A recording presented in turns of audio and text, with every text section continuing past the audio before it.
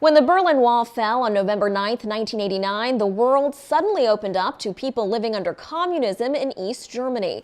Now, despite its troubled past, there is a growing nostalgia for the East Germany of the Cold War. This phenomenon is known as nostalgia.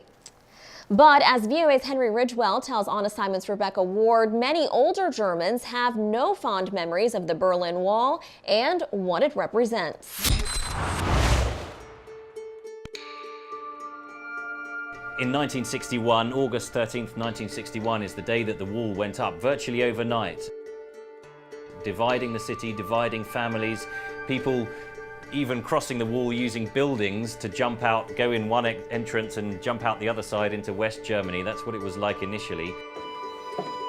Burkhard Weigel, he's now 76, and he told me that it became his lifelong work really to try and give people their freedom. And he thought initially the best way to smuggle people through was via tunnels.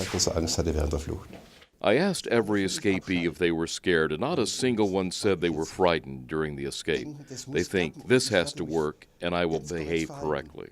Weigel was an expert passport forger. And this was a refugee. He modified a Cadillac to hide a person inside the dashboard. Hundreds escaped to the west thanks to his ingenuity. And then he tells the story of the day that he found out that the wall had fallen, and he came in and looked at the television screen and said he just burst into tears. You know, it's so interesting as you're telling this story, and I'm thinking about people who, you have a word in here, nostalgia. We would say nostalgia. Nostalgie, yes, that's right. Nostalgie, Ost in German means east, so it's nostalgia really for East Germany.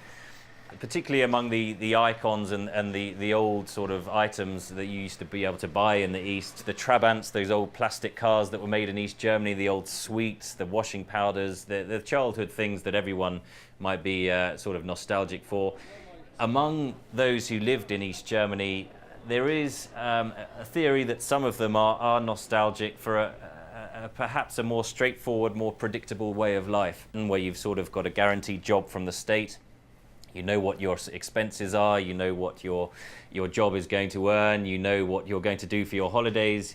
And when the wall came down, many East Germans felt that suddenly they were exposed to what they were told was a very sort of voracious capitalist system that could sort of eat them up and spit them out the other side. And of course, like any type of nostalgia, there's an element of looking through rose-tinted glasses, and nobody really in Germany wants to go back to that system. But it's an interesting aspect as people look back 25 years on after the wall has fallen.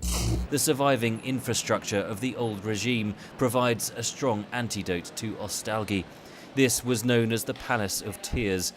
A checkpoint at Friedrichstrasse station, the wall divided families and friends overnight. The Berlin Wall Memorial is a powerful testimony to the conditions in the East that drove so many to try to escape.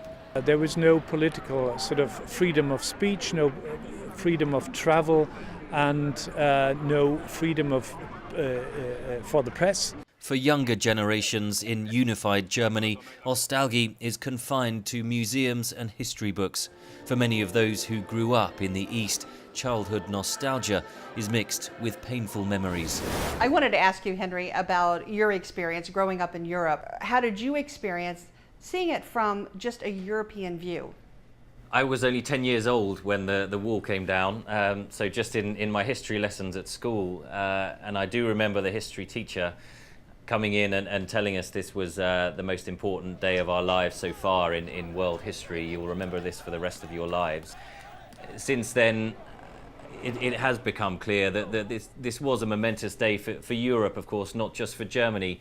To have a divided Europe, to have that Iron Curtain, as it was famously called, that divided Europe in half, really felt as if there was a potential war on your doorstep. And since the wall has come down, it's been discovered that there were Soviet nuclear missile bases just north of Berlin, so really a few hundred kilometers from the capitals of Western Europe, London, Paris, and so on.